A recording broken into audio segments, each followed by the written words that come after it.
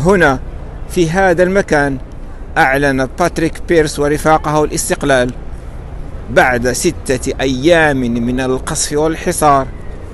أعلنوا الاستسلام. فدعونا نقلب صفحات عن هذا الحادث الأليم.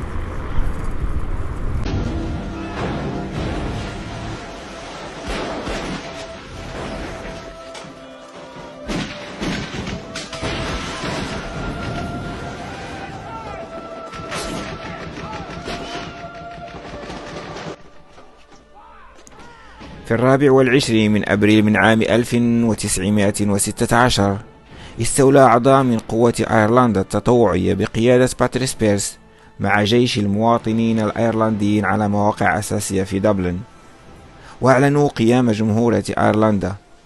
عندها استدعى الجيش الإنجليزي آلاف الجنود بالإضافة إلى المدفعية والسفن الحربية، وبدأت معارك طاحنة في شوارع مدينة دبلن، خصوصا في الاتجاهات التي تؤدي إلى وسط المدينة. سقط خلالها العديد من القتلى من الطرفين. دمر البريد المركزي كرمز لمكان إعلان الاستقلال. ثم حاصرت القوات الإنجليزية الأحياء التي يجتمع فيها الثوار. وبعد 6 أيام من القصف والدمار أرغمت أغلب فصائل المقاومة على الاستسلام، كما تم إعدام قادة الثورة أمام محاكم عسكرية. وكانت هي الشرارة التي أشعلت نيران الثورة من جديد لترغم الإنجليز على الانسحاب.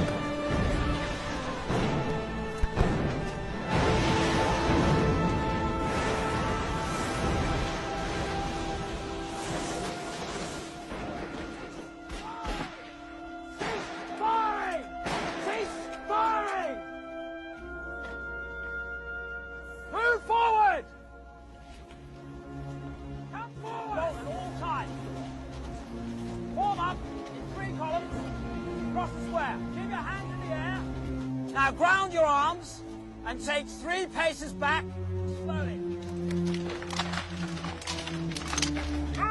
3 paces back now! Game's over, Harry. Lost again. Quick march!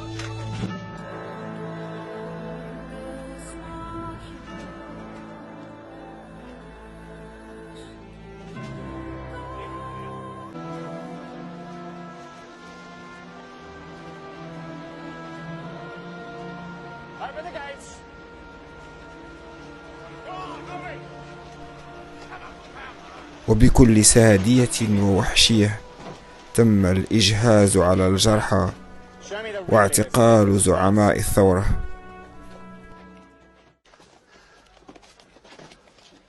Thomas Clark.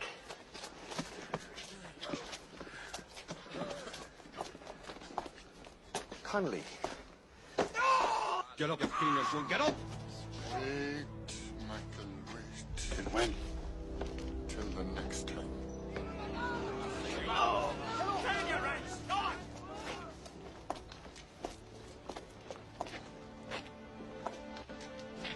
Eamon de Valera.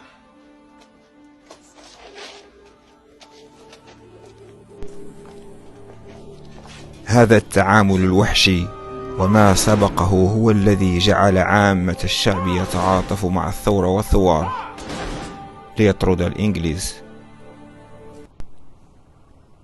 ولإلقاء الضوء على هذا الموضوع نستضيف اليوم الصحفي بيتر كيرني.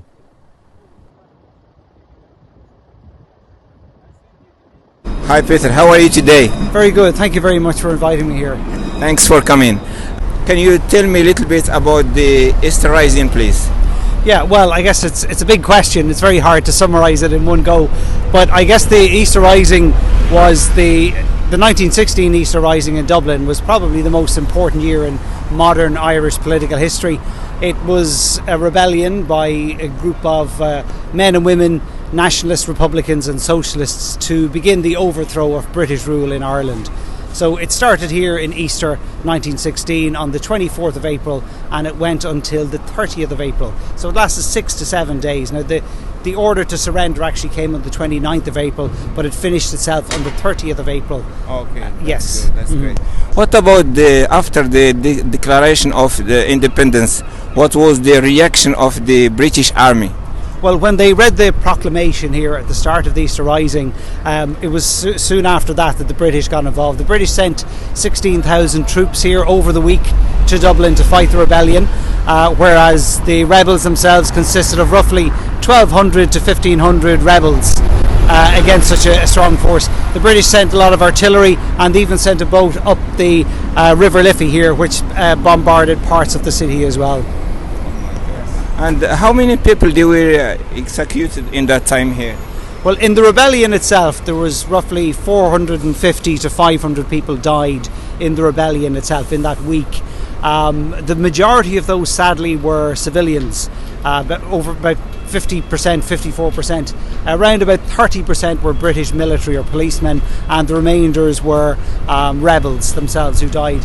Afterwards, the British executed 16 of the leaders at the time. 7 of those were the people who signed the proclamation that they read out here at the start of the rising.